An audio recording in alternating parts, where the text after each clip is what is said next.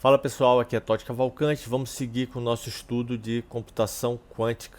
Na aula passada a gente chegou a ver um pouco sobre a física quântica, a dinâmica do mundo subatômico, do mundo quântico. E agora a gente vai falar de computação quântica propriamente dito.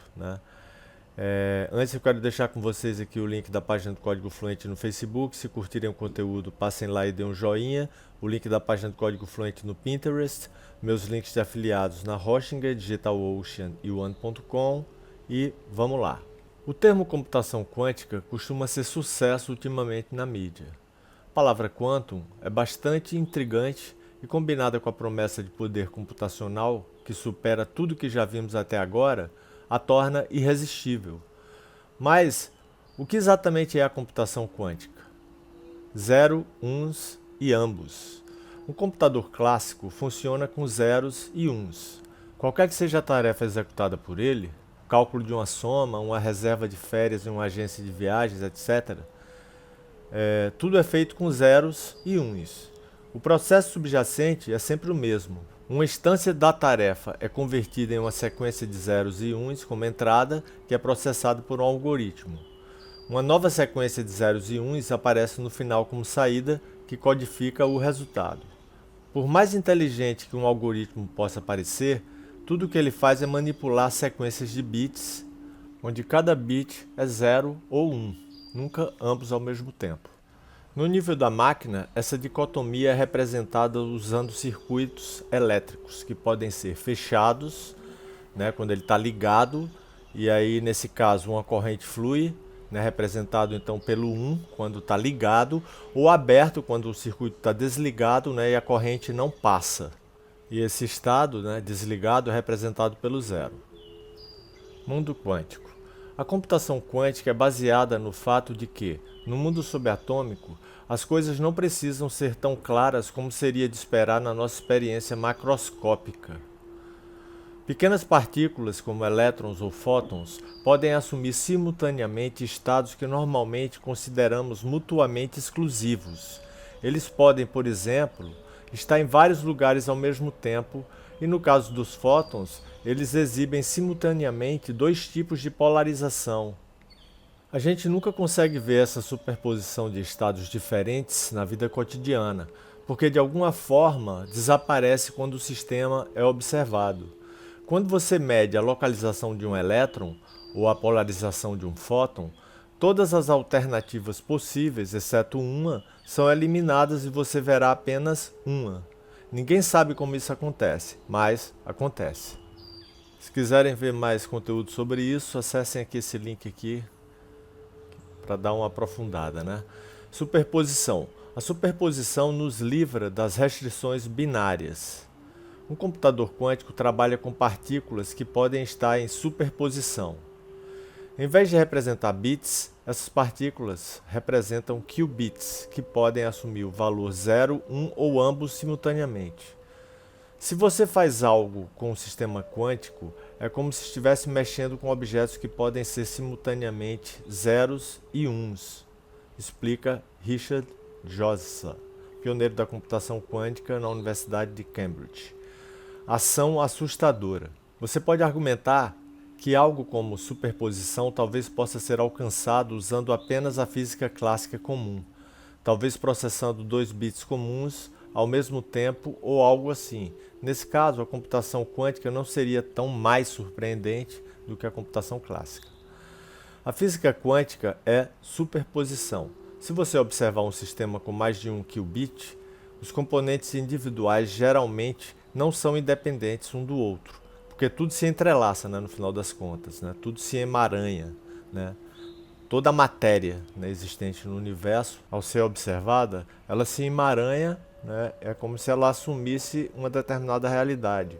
Pensando no bit, no qubit, é como se o bit se decidisse entre ser 0 ou ser 1 e perdesse a capacidade de ser os dois ao mesmo tempo.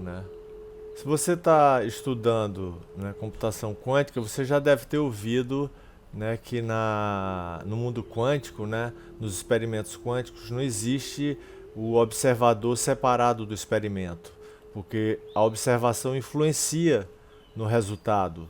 dos experimentos, né? E o que acontece é que, na verdade, tudo é interligado, né? O observador se entrelaça com o próprio experimento e com os instrumentos usados no experimento. Então, na verdade, tudo se entrelaça. Em vez disso, eles podem ser emaranhados. Quando você mede um dos qubits em um sistema emaranhado de 2 qubits, por exemplo, o resultado, se você vê 0 ou 1, informa imediatamente o que você verá quando medir o outro qubit. As partículas podem ser emaranhadas mesmo se separadas no espaço, fato que levou Einstein a chamar o emaranhado de ação assustadora à distância. Emaranhamento ou entrelaçamento. Emaranhamento significa que descrever um sistema de vários qubits usando informações clássicas comuns, como bits ou números, não se resume a encadear as descrições dos qubits individuais. Em vez disso, você precisa descrever todas as correlações entre os diferentes qubits. À medida que você aumenta o número de qubits, o número dessas correlações aumenta exponencialmente. Para n qubits, existem 2 elevado a n correlações. Esse número explode rapidamente. Para descrever um sistema de 300 qubits, você já precisaria de mais números do que os átomos existentes no universo que conhecemos.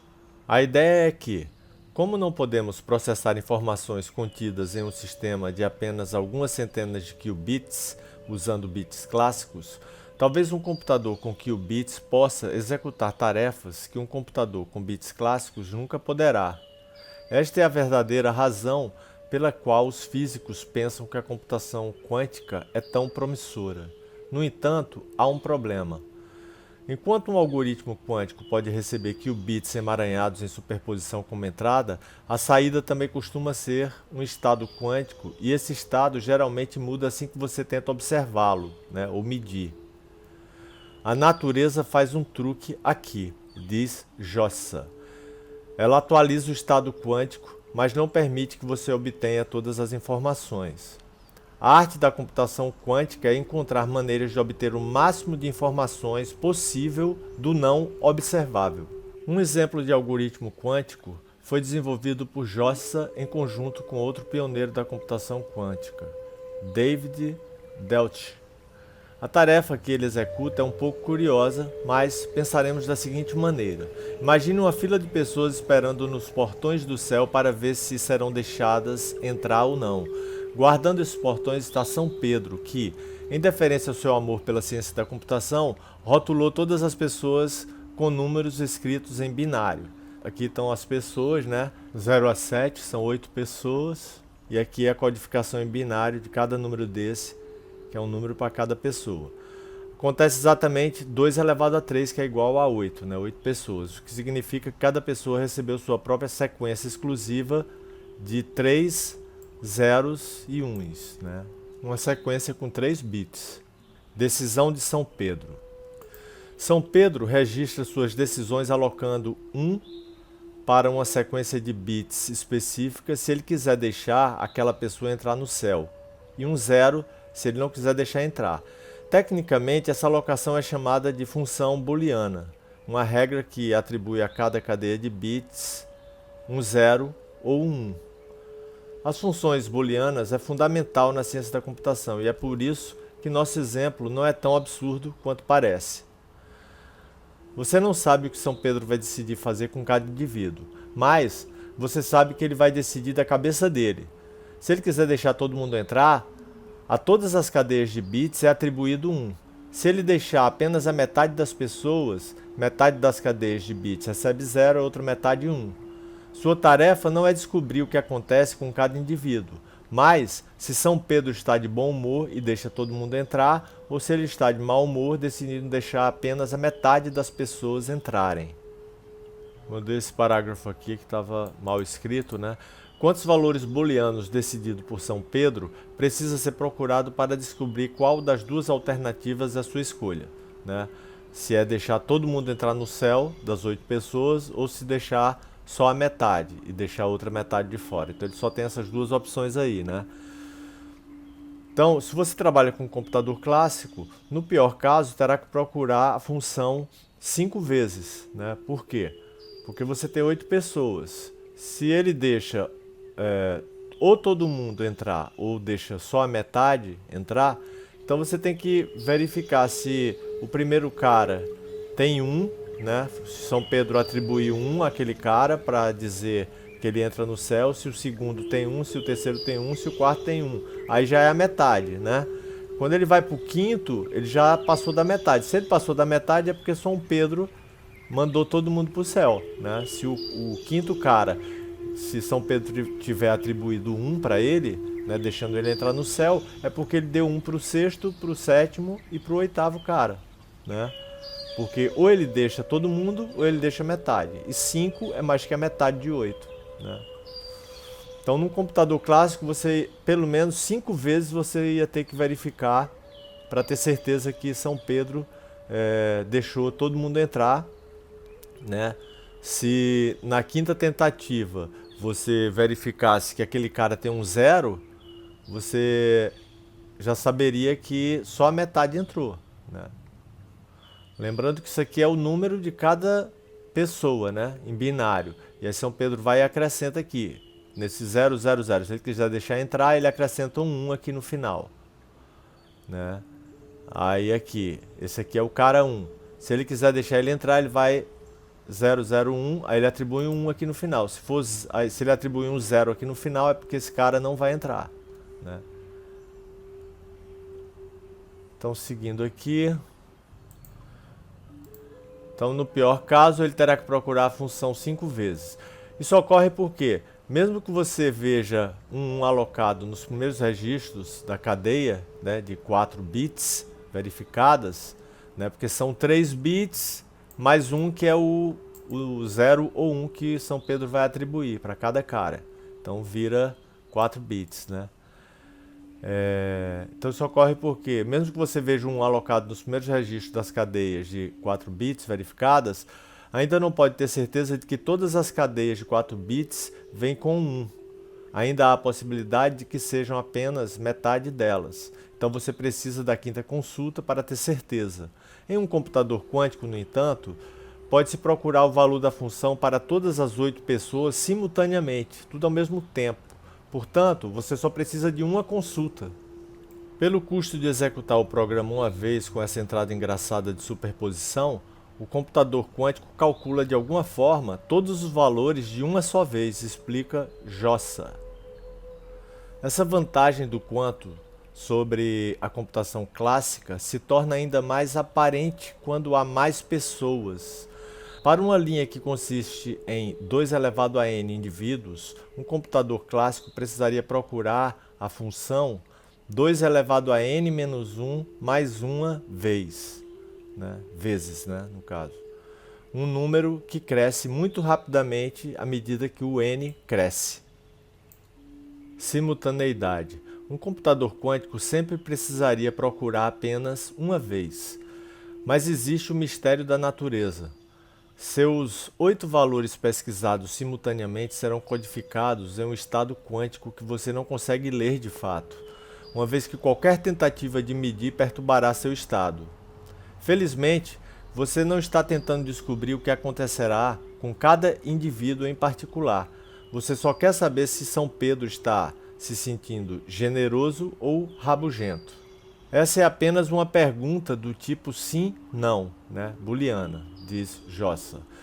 Jossa e Delft mostraram que é possível executar uma operação extra no estado quântico que provoca a informação simples que você procura nos lugares certos para que você possa lê-la. Veja esse artigo aqui, é só clicar aqui para ver mais detalhes. É um pouco como um castelo de cartas que entra em colapso assim que você olha para ele. Você nunca pode ser capaz de vê-lo em toda a sua glória, mas, se foi construído da maneira certa, pode pelo menos ser capaz de obter algumas informações sobre como era a partir da pilha de cartas recolhidas. E essa é uma das razões pelas quais os computadores quânticos são mais poderosos que os clássicos.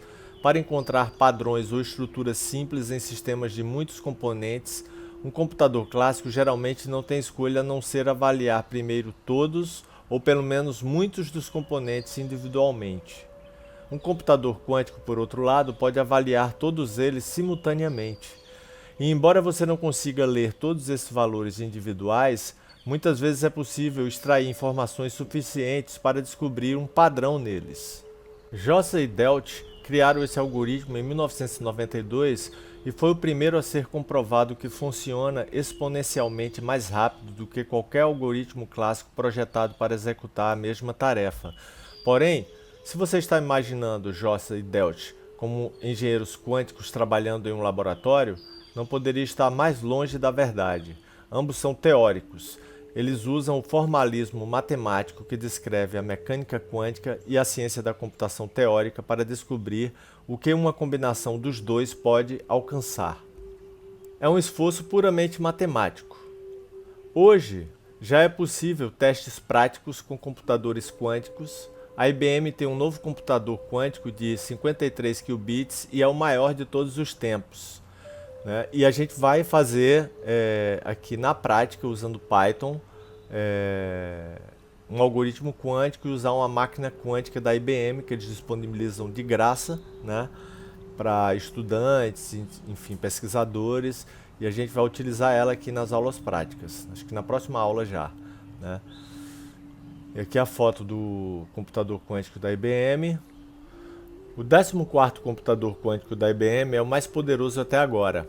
Um modelo com 53 qubits que formam o elemento fundamental de processamento de dados no coração do sistema. O sistema disponível online para clientes de computação quântica em outubro de 2019 é um avanço em relação à última máquina IBM Q com 20 qubits, né? E deve ajudar a promover o casamento de computadores clássicos com o reino louco da física quântica. Em um artigo recente divulgado, o Google revelou que havia construído um computador quântico que resolveu um problema que levaria 10 mil anos para os supercomputadores, né, de hoje. Além de IBM e Google, outras empresas como Rigetti, Intel e Microsoft investem em computação quântica também. Agora, as coisas estão prestes a ficar realmente emocionantes. Então valeu, ficamos por aqui. Novamente deixo aí com vocês o link da página do Código Fluente no Facebook, o link da página do Código Fluente no Pinterest, meus links de afiliados na Hostinger, DigitalOcean e One.com. Aqui o link para doação em qualquer valor para ajudar no projeto e manutenção do Código Fluente. E valeu, obrigado e até a próxima.